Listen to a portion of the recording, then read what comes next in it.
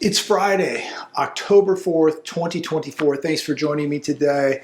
A lot to talk about, a lot to wrap up this Friday as we head into the weekend. So much is happening across the globe. It is unbelievable. I don't think anybody has lived in a time like this when so much is taking place. And there is a lot of tragedy out there. But before we get to that, I want to go over some of these numbers. U.S. economy added 254,000 jobs in September, well above expectations. Now, remember, those jobs, those 818,000 jobs that existed before that don't exist now, do you believe these numbers today? And out of the 254,000 jobs, how many people are having to work 2 jobs, 3 jobs, even 4 jobs? How many of these jobs are part-time? How many people out there are losing hours? Instead of getting 40 hours a week, they're getting 32 hours a week, or they're getting 28 hours a week. And then the quality of jobs that we're seeing out there is a whole nother thing. So let's talk about where the jobs are. This, according to CNBC, by the way, Dow Jones up 341 points today. We are at an all-time high. Markets across the board are up. Why are we even talking about rate cuts? Why would you cut rates when apparently everybody's working? Unemployment dropped a little bit too.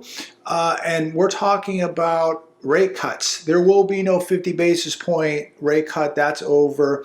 It's probably going to be more than likely 25, but they should not even be cutting rates at this point. But let's talk about where the jobs are, and feel free to comment on any of this. If you haven't subscribed, please do hit that notification button down below too, so that you're alerted when the newest videos drop. But here's where the jobs are. Leisure and hospitality led the way. And it's interesting because it kind of fell down the list for a couple months, but it's back as the #1 sector. Leisure and hospitality added 78,000 jobs in September. How many of these are part-time jobs? How many leisure and hospitality jobs? A majority of them are low-wage part-time jobs. Healthcare and social assistance. These are also, a majority of these are part-time, low-wage jobs, and many of these are government jobs with healthcare and social assistance. Added 71.7 thousand. The government added 31,000 jobs. So I have to ask all of you, who's paying for another 31,000 government jobs? And we've been seeing a lot of government jobs added this year. It's usually on the top 3 of the list here. So we've got leisure and hospitality at 78,000, healthcare and social assistance at 71.7 thousand, and government jobs at 31,000. Again, those government jobs, we're paying for that. Our taxes are going up. We're not creating jobs. The government can just add jobs just like that. At these government jobs, and everything looks good. Look at all these jobs, but we're paying for these jobs. We're not really creating new jobs that are producing something. We're just producing more government workers that the taxpayer has to pay for, and we're getting very little, obviously, for our taxes, right? Take a look where your tax money is going. While all these people are starving in the Southeast, while they're fighting for their lives right now, while they don't have food or water, they can't communicate, that's where your tax dollars are going, not to them. It's going overseas. It's going to take care of other people. So very, very concerning what's going on. Here's another one today from mishtalk.com. Small businesses reducing workers for the last 5 months. ADP data shows small businesses employ the majority of Americans. And I talked about this, months ago, that we're not hearing about what's happening to small businesses in this country. We hear about corporate America, laying off 500, 1,000, 2,000, 20,000.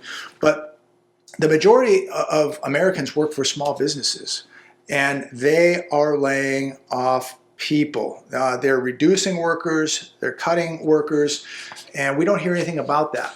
So let me know your thoughts on that. Here's another one, jobs report. This is from freightwaves.com. Downward trend continues in trucking. Warehouses see huge drop.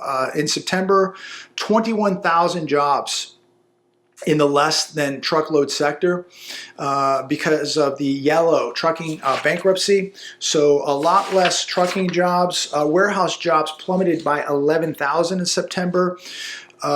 It says here that Warehousing jobs peaked in May of 22. Well, this ain't May of 22 anymore. Welcome to October of 2024. Things are changing quickly. Remember they told everybody, go out and become a truck driver. You're going to make $100,000 a year. Everybody needs to go get a CDL, become a truck driver. And, you know, it's a tough sector. These guys are really struggling to make money. If you're an independent contractor, an independent operator, you're more than likely probably struggling with fuel costs, the permits, the licensing, the insurance, all the bureaucracy, all the laws that go into, especially here in California. It's not an easy business, but they're not, you know, telling you to go become a truck driver now because we're losing jobs in the sector. Peter Schiff joins Francis Hunt on YouTube, and I was reading some highlights of the interview here on The Hedge, and Peter says this: there are a lot of similarities between today's economy and the 2006-2007 economy. Many of the great recession problems linger, but we have a lot more debt, he says. Politicians are talking about giving people $25,000 to go buy a house, $50,000 to go buy a business. Where's the money going to come from, ladies and gentlemen? Where is the money going to come from? I think you know where it's going to come from. It's going to come from you. It's going to come from me. It goes on to say that it's going to be bigger deficits that the Fed is going to have to monetize. The only way to get back to a real economy is to allow the phony economy to die. Allow the phony economy to die, Peter Schiff says. This means a lot of people lose a lot of money, but the alternative is they lose even more because nobody loses their money, but the money loses its value. Very, very true. Now, let's talk about the port strike that ended yesterday. This 3-day strike didn't last very long, but it's just a delay. Now, I believe it's January 15th. This thing could ramp back up. It's a delay. Technically, it isn't over. It's a delay. But I guess this means now people don't have to go to Costco today or Walmart and buy toilet paper. It's going to be okay. You don't have to buy toilet paper and paper towels. Quick question. Now, these dock workers are going to get a 62% pay increase over 6 years. And I've got to ask, and look, God bless them, but who's going to pay for this? Who's going to pay for this 62% increase? It says here, this will lead to higher shipping costs for shipping lines and cargo terminal operators who will pass the cost on to the manufacturers, the farmers, and retailers. Well, guess who they're going to pass it on to? They're going to pass it on to you, and they're going to pass it on to me. You know, so when you break down these numbers, later down the road here, these guys are going to be making $62 an hour. So you got to expect that more unions, more workers down the road here are going to be striking. This is just the start. Other unions will now strike expecting 62% wage increases. What do you think? Is this going to be the new trend? Everybody's going to want to make $62 an hour. I don't know. I don't know. But again, I want to know who's going to pay for all this. You know, this is all going to get passed on to the consumer. God bless them for getting the money. I know it's a tough job. It's a dangerous job. But $62 an hour, full benefits. Wow. Shifting gears here a little bit. Millions of Appalachian homes impacted by Hurricane Helene have no flood insurance because most FEMA maps don't consider flooding from rain. I think we talked about this yesterday. Less than 1% have flood insurance. What do you think about this? My heart goes out to these people. Here's another one. There's something nefarious going on in the mountains of western North Carolina and eastern Tennessee where hurricane victims are being left to die. Stories emerge of bodies washing up in rural areas. I was watching a lot of videos last night on this. People, boots on the ground, people that survived this, people who live out there. This is an absolute atrocity. People should be furious. It's a complete disgrace. I think it's an embarrassment for America. You know, we talk about how powerful our military is and how wealthy of a nation we are. We like to flex our muscles. We put sanctions on 9,000 sanctions on multiple countries across the globe. We love to flex muscle. We love to tell people what to do. And we can't even help people right here in America, in the hills, in eastern Tennessee or North Carolina or Georgia or wherever. We can't even help these people. It seems like something nefarious is going on because I guess from what I was watching, and I just watched an interview on Fox Business where some politician just came out and said that, these people flying, private pilots flying airplanes and helicopters, they were threatened by the state of North Carolina that you will have your pilot's license revoked if you continue to fly and help people. What in the world is going on here?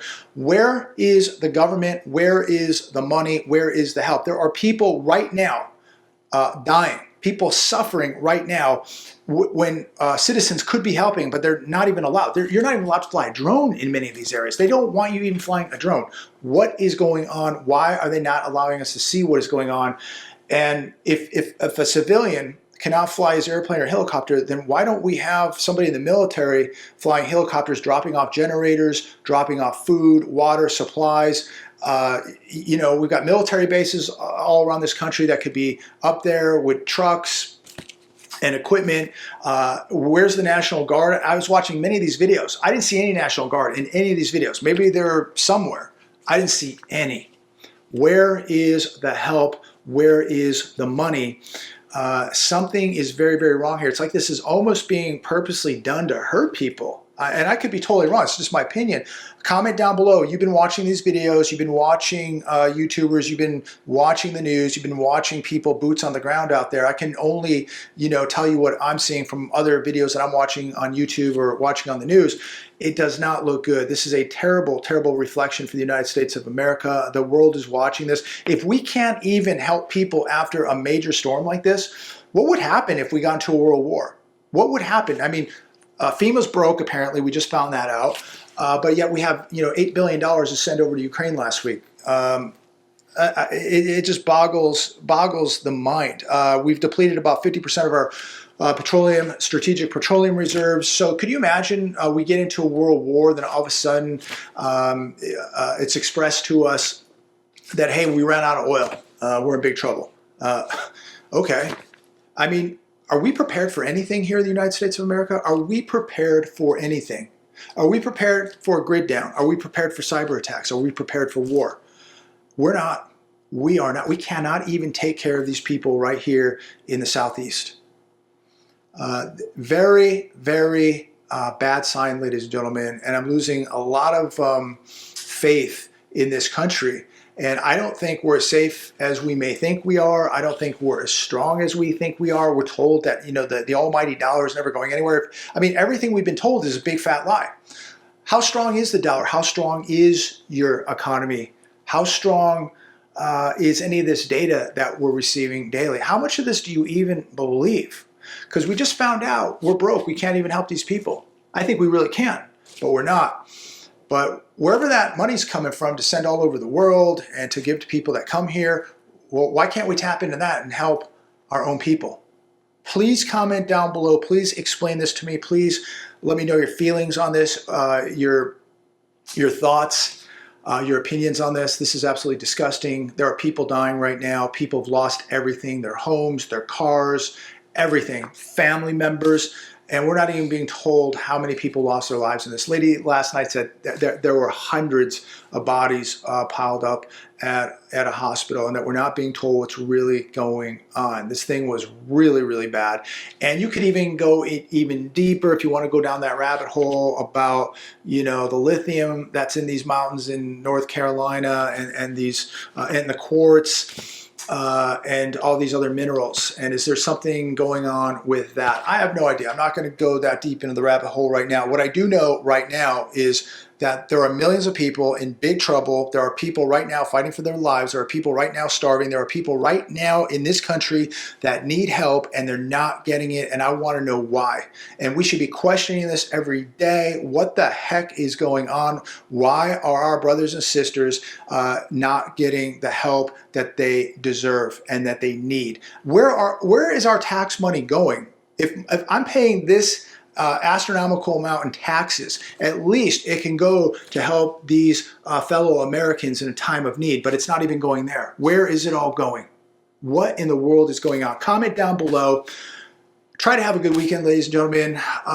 Prepare, do not get complacent. Man-made disasters, natural disasters. This country is not prepared for a day of reckoning. Something is coming. It's going to be bigger than these storms. And if you're not prepared for it, you will not survive. You will be a victim of it. Pray for these people in the Southeast. If you can, send something, a donation, whatever, that's what I'm going to be doing. Every bit, I'm sure, will help. Appalachia's Homestead, she has some links, I know, on some of her videos, so check that out. She did some vetting and believes that those are good places to maybe make some donations, so that's what I'm going to do.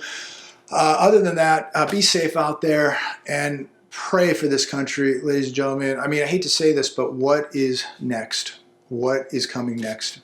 Be careful out there.